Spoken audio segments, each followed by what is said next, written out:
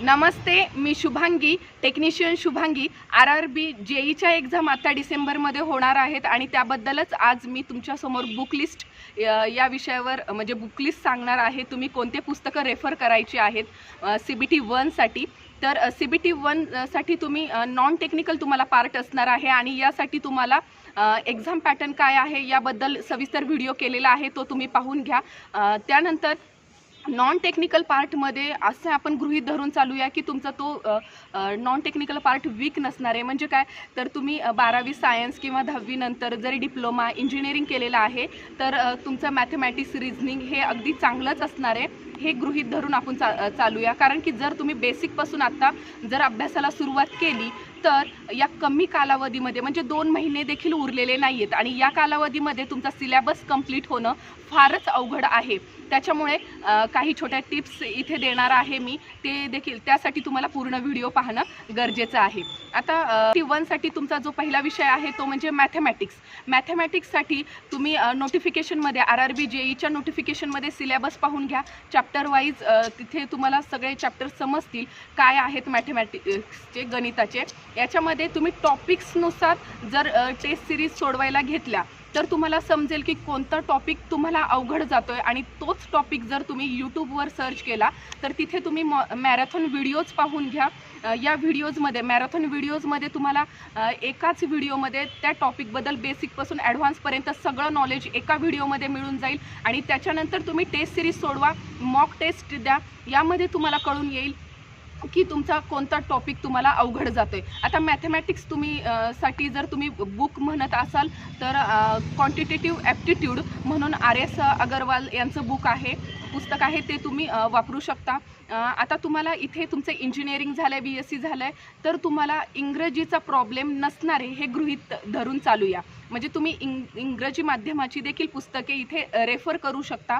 त्याच्यामुळे मी तुम्हाला सांगते की RS अगरवाल सध्या मराठीमध्ये देखील आहे, त्याच्यामुळे तुम्ही ते देखील वापरू शकता किंवा तुम्ही जर कम्फर्टेबल आहे आणि असणारच आहे तर इंग्रजीमधील देखील त्यांचं वर्जन आहे, ते तुम्ही वापरू शकता. यानंतर जर तुम्ही म्हणाल की अवघड टॉपिक RS अगरवालमध्ये देखील आम्हाला काही टॉपिक समजले नाही आहेत तर ते कुठे पाहिजे, तर आदित्य रंजन सरांचं एक यूट्यूब चॅनल आहे, तिथे तुम्ही ते टॉपिक समजून घेऊ शकता.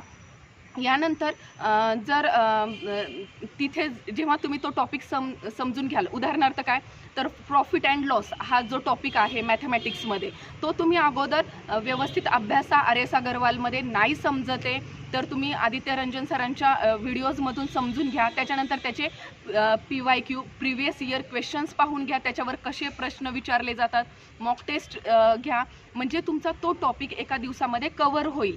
असे तुम्ही तुमचं अभ्यासाचं शेड्यूल तुम्ही ठरवून घ्या.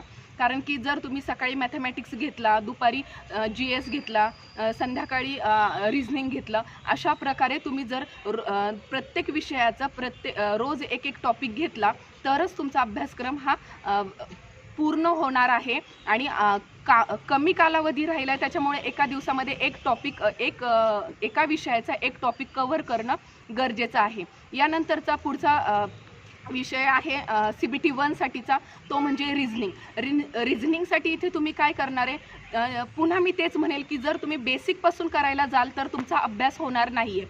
त्याच्यामुळे तुम्ही कमी कालावधीमध्ये विषयाचा जास्तीत जास्त अभ्यास करायचा असेल तर तुम्ही अगोदर मॅरेथॉन जे व्हिडिओ आहेत यूट्यूबला टॉपिक वाईज तर ते तुम्ही पाहून घ्या. आणि जर एखादा विषय एखादा टॉपिक अगदी छान आहे रिझनिंगमधला देखील तर त्याच्यावर तुमची पाहण्याची काहीच गरज नाही ना. म्हणजे जर तुम्ही रिलेशनशिपचे जे टॉपिक आहे त्याचे व्हिडिओ पाहण्याची गरजच नाही आहे, ते तुम्ही फक्त क्वेश्चन पाहिले तरी तुम्हाला ते सॉल्व्ह करता येणार आहेत. म्हणजे जे देखील सोपे टॉपिक्स आहेत त्याच्यामध्ये तुम्ही वेळ वाया घालू नका यूट्यूबच्या व्हिडिओमध्ये, तर तुम्ही डायरेक्ट त्याच्यामध्ये मॉक टेस्ट देऊन किंवा टेस्ट सिरीज घेऊन त्याच्यामध्ये तुम्ही क्वेश्चन सॉल्व्ह करा. म्हणजे तुम्हाला समजेल की कोणता टॉपिक तुम्हाला अवघड जातोय किंवा त्या टेस्ट सिरीजमधून तुम्हाला समजेल की या टॉपिकवर मी जास्त अभ्यास करणं गरजेचं आहे, हा टॉपिक मला अवघड जात आहे. रिझनिंगसाठी जर तुम्ही बुक म्हणाल तर अरिहंत पब्लिकेशन पब्लिकेशनचं चांगलं बुक आहे, तर ते तुम्ही वापरू शकता.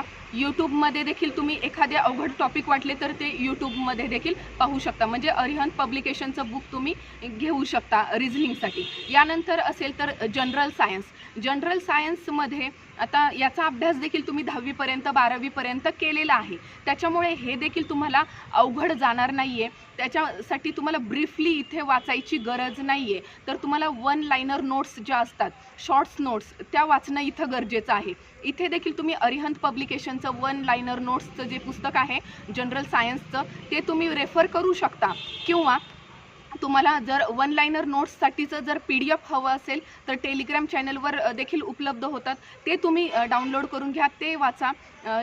किंवा तुम्ही पाठ्यपुस्तकं जरी रेफर केली CBSE बोर्डाची तर सायन्ससाठी ती देखील चालू शकतात. त्यानंतर पुढचा विषय असेल तर जनरल अवेअरनेस. आता जनरल अवेअरनेसमध्ये स्टॅटिक GK आणि करंट अफेअर्स असे 2 भाग पडतात. स्टॅटिक GK खूप व्हास्ट आहे, याच्यामध्ये पॉलिटी आहे, हिस्ट्री आहे, जॉग्राफी आहे. पॉलिटीमध्ये भलं मोठं पुस्तक आहे आणि त्याच्यामध्ये विचारले जाणारे 3-4 क्वेश्चन्स. त्याच्यामुळे तुम्हाला तिथे नेमकं काय आर्टिकल्स वगैरे महत्त्वाचे जे आहेत तेच वाचणं गरजेचं आहे. इथे स्टॅटिक GK आहे ते फक्त तुमच्या 15 मार्कांसाठी येतं. म्हणजे स्टॅटिक GK आणि करंट अफेअर्स दोन्ही मिळून 15 मार्कांसाठीच येतं. म्हणजे अभ्यास खूप आहे, मार्क कमी आहे, त्याच्यामुळे तुम्ही इथे म्हणजे स्मार्ट वर्क करणं गरजेचं आहे. PYQ सोडवणं गरजेचं आहे. म्हणजे तुम्हाला कळेल की जास्त कोणत्या टॉपिकवर क्वेश्चन्स आहेत. तर हिस्ट्री घ्याल तर तुम्ही भारताच्या हिस्ट्रीचा अभ्यास कराल, महाराष्ट्राच्या नाही. जॉग्राफी, भारताच्या जॉग्राफीचा कराल.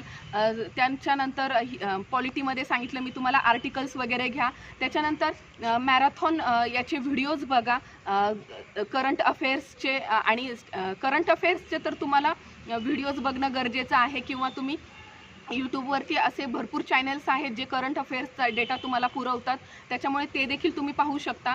स्टॅटिक GK आणि करंट अफेअर्समध्ये मी सांगेल तर करंट अफेअर्सवर जरा जास्त भर द्या, कारण की तिथे तुम्हाला मार्क मिळून जातील. आता वेगवेगळ्या ठिकाणांवरून आपण जर बऱ्याच नोट्स गोळा करत राहिलो तर आपल्याकडे नोट्स भरपूर होतील आणि त्याच्यामुळे जास्त रिव्हिजन होणार नाही. त्याच्यामुळे कमी सोर्सेसमधून तुम्ही डेटा कलेक्ट करा. जर तुमच्याकडे जास्तीत जास्त म्हणजे लिमिटेड कॉन्टेंट असला पाहिजे आणि त्याच्यामुळे तुमची जास्तीत जास्त वेळा तुमची रिव्हिजन होऊन तुमचा अभ्यास छान होणार आहे. याच्याकडे तुम्ही लक्ष द्या. म्हणजे तुमचे जे स्ट्रॉंग विषय आहेत त्याच्यावर तुम्ही जास्त फोकस करा, कारण की ह्या 1-1.5 महिन्याच्या कालावधीमध्ये त्याचा जास्त तुम्हाला फायदा होणार आहे. ही सर्व जी माहिती आहे ती माझ्या ड्युटीमध्ये सोबतच काम करणारे जे देखील JE आहे, टेलिकॉम डिपार्टमेंट असू द्या किंवा सिव्हिलमधील असू द्या, त्यांच्याकडून बोलताना हे देखील समजलं की वायफाय स्टडी म्हणून एक यूट्यूब चॅनल आहे, त्याची त्यांना भरपूर मदत झाली. त्याच्या थ्रू देखील त्यांनी खूप अभ्यास केलेला होता. त्याच्यामुळे तुम्ही वायफाय स्टडीमधून देखील अभ्यास करू शकता. चला तर टेक्निशियन शुभांगी या आपल्या यूट्यूब चॅनलला सबस्क्राईब करा, म्हणजे अशीच महत्त्वपूर्ण माहिती मी तुमच्यासोबत घेऊन येईल. धन्यवाद.